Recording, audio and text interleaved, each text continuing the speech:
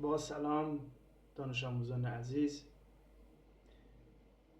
درس روز سه‌شنبه 27 آبان ماه ادامه طراحی سلول‌های گالوانی رو با هم دیگه کار میکنیم.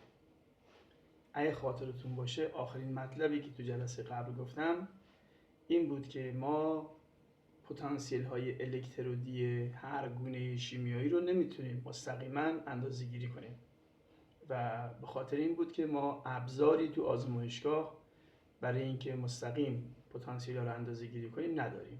بنابراین ناچارن اونها رو به صورت نسبی اندازه گیری میکنیم. آخرین مطالبی که تو جلسه قبل گفتم این بود که اگر یک نیم سلولی رو ما بتونیم طراحی کنیم و اونو به عنوان استاندارد یا مرجع در نظر بگیریم، بعد به کمک اون بقیه رو به صورت مقایسه‌ای و نسبی اندازه گیری کنیم.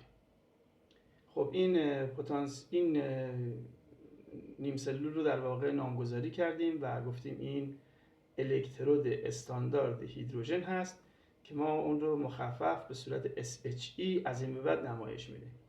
ساختار SHE رو تو این تصویری که اینجا کشیدم ملاحظه میکنید. شما اطلاعات مربوط به اون رو باید کامل بلد باشید. توجه کنید یه لوله اینجا هست که این لوله به این ترتیب میاد وارد این محلول میشه. قطر لوله در انتها باز شده برای اینکه از داخل لوله گاز هیدروژن عبور میکنه و در اون قسمت تیغه در واقع الکترودمون هست، واکنش به راحتی رو سطحش انجام میشه. گازی که وارد این لوله میشه گاز هیدروژن هست خالص با فشار 1 اتمسفر. الکترودمون از تیغه پلاتین هست که قبلا در مورد این صحبت کردیم. گفتیم گاهی در واقع الزاماً حتماً اون تیغه فلزی از جنس الکترولیت ما نیست، این از همون موارد هست. و محلولمون محلول اسیدی هست، یک الکترولیت قوی هست، HCl 1 مولار هست که اینجا نشون دادیم. چون اسید قوی هست بنابراین کامل یونش پیدا میکنه. H مثبتمون 1 مولار هست، pHش هم میشه 0. تیغمون پلاتین. گاز هیدروژن میاد، حباب‌های گاز هیدروژن از این قسمت میتونن خارج بشن برن. واکنشی اگه قرار باشه انجام بشه روی سطح این تیغه انجام میشه، روی سطح این تیغه پلاتینی. این واکنش چی میتونه باشه؟ گازهای هیدروژن که میان رو سطح این میتونن در واقع تبدیل به یون H مثبت بشن. اینجا نیم واکنشش رو نوشتیم براتون. ببینید این واکنش رو ما به صورت تعادلی و برگشتی نوشتیم. اگر شرایط فراهم باشد که بعداً در موردش صحبت میکنیم، هیدروژن میتونه که به یون H مثبت تبدیل بشه به این ترتیب. و باز هم اگه شرایط فراهم باشه یونهای H مثبتی که توی ظرف هستن هم روی سطح الکترود میتونن تبدیل به گاز H2 بشن، از محیط خارج بشن. این که چه واکنشی روی سطح الکترود انجام میشه بستگی داره که اون نیم سلولی که بهش جفت میشه کنارش قرار میگیره اون چی هست. به هر حال تعریف SHE این در واقع شکلی است که اینجا براتون توضیح دادم و به صورت قراردادی پتانسیل این نیم سلول تو هر دمایی صفره. این حرف من معنیش این نیست که سایر پتانسیل های الکترودی که اندازه گیری میکنیم با دما تغییر نمیکنن. چرا؟ بقیه پتانسیل ها با دما تغییر میکنن ولی هیدروژن رو به عنوان مبنا ما در هر دمایی صفر در نظر میگیریم و به این ترتیب با جفت شدن این نیم سلول با نیم سلول های دیگر یعنی چی؟ یعنی از اینجا این سیم رابطمون، اینم پتانسیومتریمون که تو مدار هست، اینو در واقع جفت بکنیم با یه نیم سلول دیگه. حالا نیم سلول دیگه مثلا میتونه تیغه ZN باشه، ZN باشه با ZN 2 مثبت، یا میتونه CU باشه، CU با CU 2 مثبت. و ما میتونیم در واقع اختلاف پتانسیل رو چیکار کنیم؟ اندازه گیری بکنیم.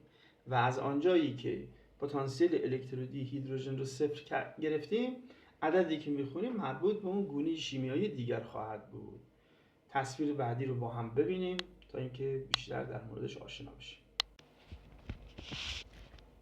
بله دوستان توجه کنید، این هم در واقع شکل دیگری هست که نیم سلول در واقع هیدروژن یا SHE رو به ما نشون میده. باز هم توجه بکنید این قسمت این قسمت ورودی گاز هیدروژن با فشار 1 اتمسفر گاز میاد.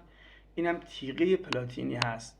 در واقع این مسیر به این شکل میاد. اینجا این صفحه پلاتینی هست که روی سطح پلاتین واکنش در واقع گاز هیدروژن انجام میشه. واکنشی که تو صفحه قبل نوشته بودم براتون. 2 تا H مثبت AQ به اضافه 2 تا الکترون تبدیل بشه به H2 گازی. اینم AQ. با شرایط متناسب واکنش در هر دو طرف امکان پذیر میتونه انجام بشه. یعنی یونهای H مثبت روی سطح این پلاتین میتونن به گاز H2 تبدیل بشن و همچنین گازی که میاد میتونه روی سطح این به H مثبت تبدیل بشه. همه اینها بستگی به این داره که این با چه الکترود دیگه جفت شده باشه. بریم صفحه بعد. دانش آموزان عزیز توجه داشته باشین. تو این شکل ما در واقع SHE رو با 2 تا الکترود دیگه جفت کردیم. اگر دقت کرده باشید توی سمت چپ این SHE هست. توی شکل سمت چپمون ما اینجا 2 تا شکل داریم. اگه به این ترتیب جدا کنیم از هم 2 تا شکل داریم. اینجا SHE داریم، اینجا هم SHE داریم، اینجا تیغه ZN داریم، اینجا هم تیغه CU داریم. اول سلول در واقع سمت چپ رو بررسی میکنیم. اگه توجه کنید پلاتین رو با یک کابلی آوردن وصل کردن، با یک سیم با یک رسانه وصل کردن به تیغه ZN.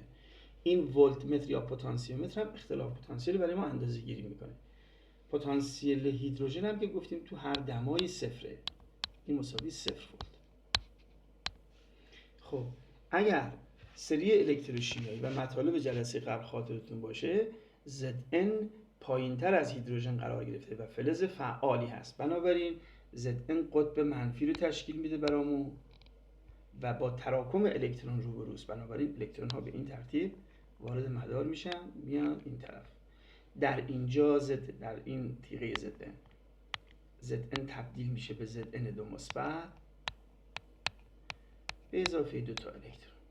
الکترون ها از توی سیم جاری میشن، میان اینجا. اینجا چه اتفاقی میفته؟ الکترون ها مصرف میشن. چطوری؟ ایون های H مثبت 2 تا H مثبت الکترون ها رو مصرف میکنن، تبدیل به گاز هیدروژن میشن و این گاز به صورت حباب از اینجا خارج میشه، از ظرف میره بیرون. کلیت واکنشمون چی میشه؟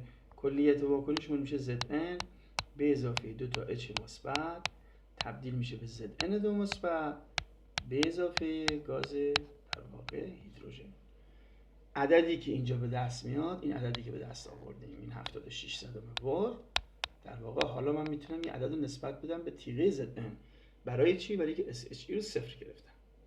برای اون سلول دیگه هم به همین ترتیب هست.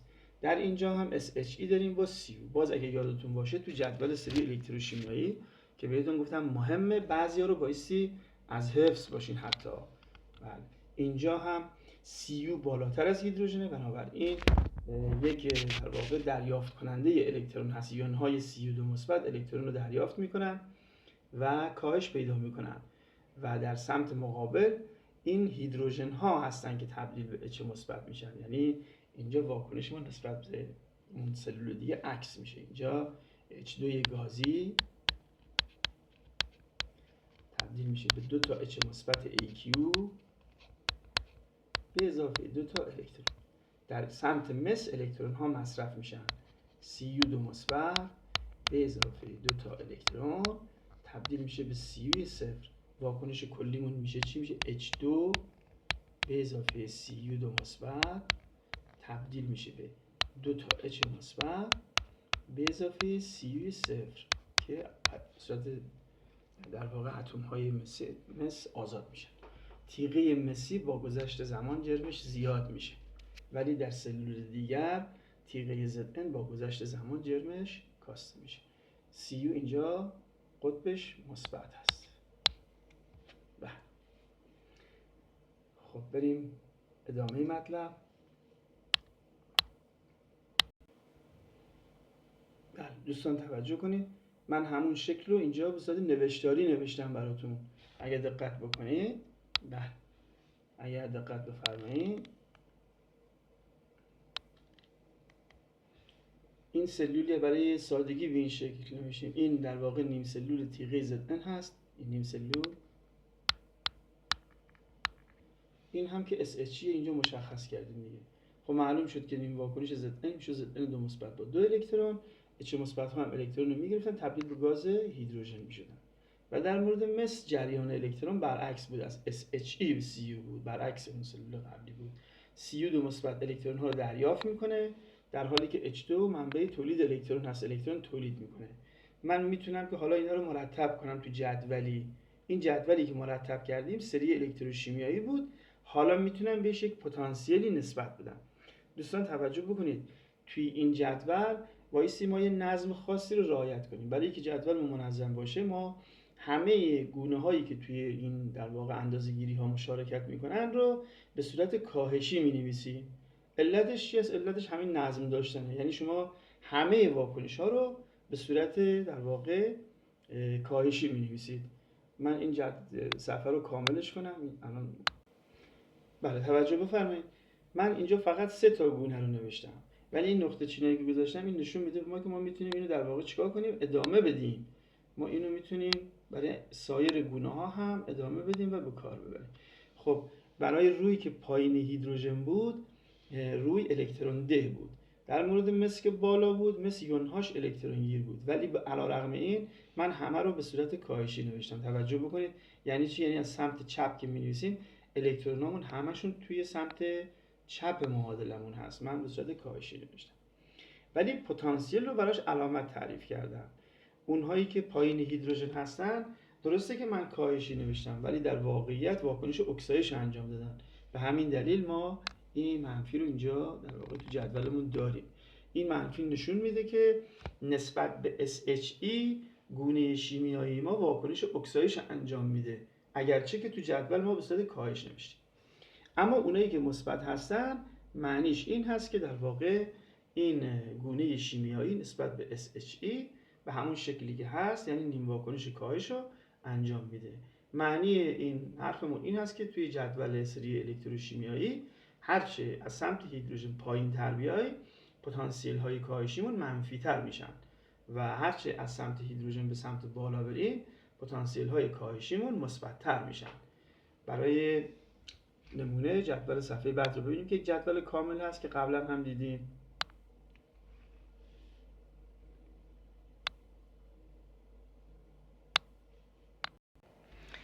دوستان توجه بکنید، جدولی کوچکتر از این جدول داخل کتاب درسی هست. این جدول کامل تر هست.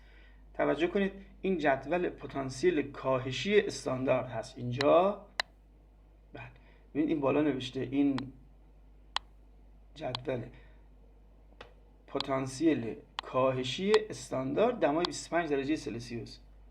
چرا بهش میگیم جدول کاهشی؟ برای اینکه همه به صورت کاهشن. شما همه واکنش‌ها رو اگه از بالا به پایین کنترل بکنید در همه‌شون الکترون در سمت چپ معادله است. بنابراین پس ما همه رو به صورت قراردادی کاهشی نوشتیم. استاندارد برای چی است؟ برای اینکه دمای 25 درجه استاندارد ترمودینامیکی است. دما در استاندارد ترمودینامیکی 25 در STP 0 درجه سلسیوسه. اینا رو با هم اشتباه نکنید. خب برخی گونه‌هایی که مهمن و ما ازشون در واقع استفاده میکنیم و پرمصرف هستن، تو کتابم بهشون اشاره شده. در مورد فلزات اول صحبت بکنیم. اگه یادتون باشه Ag مثبت رو ما اون جلسه در موردش صحبت کردیم. این Ag حالا مثلا فلزات بعدی میدونید Cu میتونه باشه، این Cu میتونه خود هیدروژن باشه که با رنگ دیگه اینجا هست. اونایی که کار کردیم یکی Zn هست، آلومینیوم مطرح کردیم، فلزات قلیایی خاکی میتونه باشه و فلزات قلیایی. به این ترتیب ما در واقع گروهی از فلزات رو اینجا داریم که ما میتونیم در واقع اینا رو با ترتیبی که هست توی در واقع مسائل و سوالایی که هست جواب بدیم. عددهای مربوط به پتانسیل کاهشی رو به ما میدن. اگه توجه بکنید در سمت راست پتانسیل ها رو برامون نوشته. هرچه پایین تر بیایم این پتانسیل منفی تر شده. هرچه پایین تر بیایم این پتانسیل ها منفی تر شدن و هرچه بالاتر بریم این پتانسیل ها مثبت تر میشن. این چیز واضحی هست. بنابراین اونایی که پایین ترن اتماشون الکترون ده خوبی هستن و اونایی که بالا هستن یونهاشون الکترون گیرای خوبی هستن. هیدروژن هم که اینجا در واقع صفره که ما اینو برای مبنا در نظر میگیریم اینجا. به همین ترتیب گونه های دیگر نافلزات هم میشه بررسی کرد. ما میدونیم که تو جدول تناوبی فلور اتمش از همه الکترون گیرتره، بنابراین میبینید باز هم به صورت کاهشی نوشتیم. ایمال فلور الکترون دریافت میکنه، میشه 2 تا اف منفی، پتانسیلش توجه بکنید شده مثبت 2.87، یعنی در واقع فلور الکترون گیر بسیار قوی هست. و بقیه گونه ها رو هم میشه همینطور بررسی کرد. بعضی گونه ها به صورت ترکیب هستن، مثلا در مورد H2O2 آب و اکسیژنه در محیط اسیدی الکترون دریافت میکنه تبدیل به آب میشه. این در واقع واکنش اینجا نوشته. سایر گونه ها هم به ترتیب تو این جدول مشخصه و ما میتونیم در مواردی که لازم هست ازش استفاده کنیم. بریم صفحه بعد. خب دوستان توجه کنید، مطالبی که در مورد جدول صفحه قبل صحبت کردیم اینجا اینا رو از دوباره مطرح کردیم. مورد یک مورد به مورد نوشتم. به عنوان مثال یکیشو با هم بررسی کنیم. گفتیم گونه هایی که پایین تر از هیدروژن هستن همیشه پتانسیل منفی دارن، هرچه پایین تر بریم این پتانسیل منفی تر میشه، اون گونه بعد کاهنده بهتری میشه و نقش کاتود رو ایفا میکنه. و برعکسش برای گونه های بالاتر هم به همین ترتیب خودتون مطالعه بفرمایید و اینو یاد بگیرین که به چه شکلی است. این اصطلاح منفی تر یا مثبت تر هم کاربرد زیادی داره و به همین شکل شما هم تمرین کنید که بلد باشید بتونید به کار برید. مطلب دیگه‌ای که هست، من با توجه به اون جدول حالا میتونم اختلاف پتانسیل 2 تا گونه مختلف هر کدومی که بخوام میتونم 2 تا گونه رو در واقع نیم سلولاشون الکتروداشون رو تهیه کنم، با هم دیگه جفت کنم و اختلاف پتانسیلش رو اندازه‌گیری کنم. به این ترتیب یک واکنش خود به خودی تحت شرایطی که ایجاد کردم، این شرایط اسمش رو گذاشتیم سلول گالوانی که طراحی کردیم، حالا میتونم اختلاف پتانسیلش هم اندازه‌گیری کنم. اگر من رابطه اختلاف پتانسیل بین 2 تا گونه رو به این شکل بنویسم، اون وقت در یک سلول گالوانی همیشه این در واقع یک عدد مثبت خواهد بود. اگر سلولمون گالوانی باشه EMF E0 کاتود منهای E0 آنود که همواره بزرگتر از صفره. اینها هم در واقع معادل هایی هستن که به کار میرن، آشنا باشین. دلتا E0 سلول میشه در واقع همین اختلاف پتانسیل سلول. EMF که الکتروموتیو فورس هست به معنی نیروی محرکه سلول هست و ما معمولا اختلاف پتانسیل سلول هم بیان میکنیم. این 4 مورد با هم ارزن، اگر جایی مطرح شدن یک معنی میدن. یک یادآوری بکنیم، یادمون باشه که ما در اول فصل گفتیم که اگر فرایندی خود به خودی باشه شرایطش رو فراهم کنیم میتونه برامون کار انجام بده و سلول گالوانی در واقع اون شرایطی است که ساختیم برای واکنش های خود به خودی. پس اگر واکنش خود به خودی سلول گالوانیش داشته باشیم، اگر رابطه اختلاف پتانسیل رو به این شکل بنویسم، به این شکلی که اینجا هست، اون موقع این حتما مقدارش بزرگتر از 0 خواهد بود. یه مثال حل کنیم تا متوجه بشیم که این به چه شکله. بله، یه مثال اینجا نوشتم و من گفتن که سلولی طراحی کنید که الکترودهای آن آلومینیوم و سیو باشن. شکل رو باید رسم بکنم، جهت حرکت الکترون ها یا اونها رو مشخص کنم، نیم واکنش هایی که انجام میشن و واکنش کلی رو بنویسم، اختلاف پتانسیلش هم حساب کنم. یعنی کلا همه جزئیاتش رو در واقع بنویسیم. خب من برای اینکه راحت تر بشه این شکل رو در واقع قبلا کشیدم ولی جزئیاتش رو وارد نکردم. به کمک همدیگه اینو در واقع وارد میکنیم. توجه کنید که پتانسیل ها رو بهمون دادن. من اینجا 2 تا مدل برای نوشتن این پتانسیل ها به کار بردم، برای اینکه گاهن مدل های مختلف به کار میبرن. توی کتاب جدولمون به این شکل هست. کتاب معمولا اینها رو به همین شکل می‌نویسه به این ترتیب و سوالای کنکور. اما گاهی اینا رو به این شکل هم می‌نویسن. اینها هم در واقع مرسوم هست، اینجا آوردیم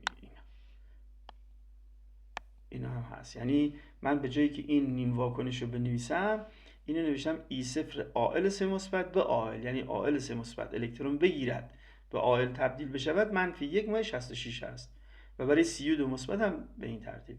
چون این حالت راحت تره،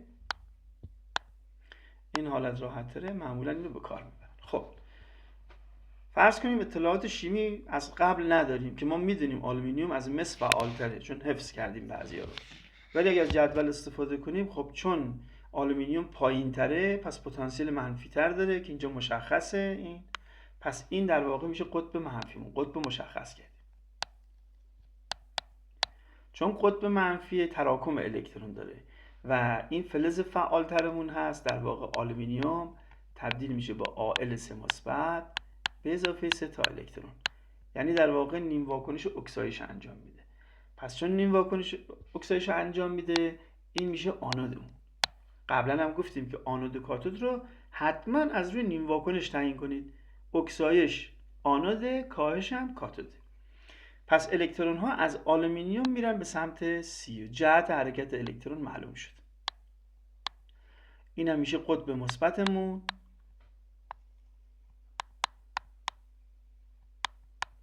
بله. و در اینجا یونهای مس کاهش پیدا میکنن، سی دو مثبت به اضافه 2 تا الکترون، این هم سی صفر که اتماش آزاد میشه. خب معلومه که با گذشت زمان، نپرسیده ازمون ولی اگه سوالم کرده باشه، با گذشت زمان اینجا کاهش جرم داریم. چرا؟ چون تیغه آلومینیوم حل میشه، تبدیل به یون میشه، میره تو محلول. در این طرف افزایش جرم داریم. واکنش کلیمون چی میشه؟ میشه آلومینیوم به اضافه 2 تا آلومینیوم به اضافه 3 تا سی2 مثبت تبدیل میشه به 2 تا Al 3 مثبت به اضافه 3 تا سی. واکنشمون باید هم موازنه جرم باشه هم موازنه بار. الان اتمای دو سمت با هم برابره، بارشون هم با هم برابره. 3 تا 2 مثبت میشه 6 مثبت، 2 تا 3 مثبت هم میشه 6 مثبت. بنابراین توازن بار هم برقرار است. اگر اختلاف پتانسیل رو بخوایم اندازه گیری کنیم، بله، مطابق اون فرمولی که گفتیم EMF برابر است با E0 کاتود منهای E0 آنود. خب آنودمونی که مشخص کردیم، کاتودمون هم مس هست دیگه. برای چی؟ برای که نیم واکنش کاهش انجام شده دیگه. این کاهش چون انجام شده این میشه کاتود. خب اگه عدداش قرار بدیم، برای مس مثبت 34 صدم این منهای فرمولمون، اینم منهای 1/66 با هم این دو تا عدد جمع میشن، در واقع میشه 2 ولت. یعنی در شرایط استاندارد ترمودینامیکی شرایط رعایت بکنیم، غلظت ها 1 مولار باشه، هر دو محلول، تیغه هامون خالص باشه، در دمای 25 درجه اینا رو به کار ببریم، ما 2 ولت الکتریسیته اینجا میتونیم به دست بیاریم که اینو نوشتیم. فقط یه چیزی موند اینجا و اون هم در واقع مسیر حرکت یون ها. اگه پل نمکی رو داشته باشیم که باید داشته باشیم، در غیر این صورت سلولمون کار نمیکنه. باید مسیری برای یون ها همیشه داشته باشیم. خب قبلا هم گفتیم دیگه، اگر این چرخه الکترون رو دنبال کنیم ادامهش میشه حرکت آنیون. SO4 دو منفی اینجوری حرکت میکنه، این میشه آنیونمون، چون سی دو مثبت ها اینجا خنثی میشن رو سطح اینجا، اینا اضافه میمونن. این طرف تراکم Al 3 مثبت میشه، کاتیونمون میاد اینور، اینم حرکت کاتیون.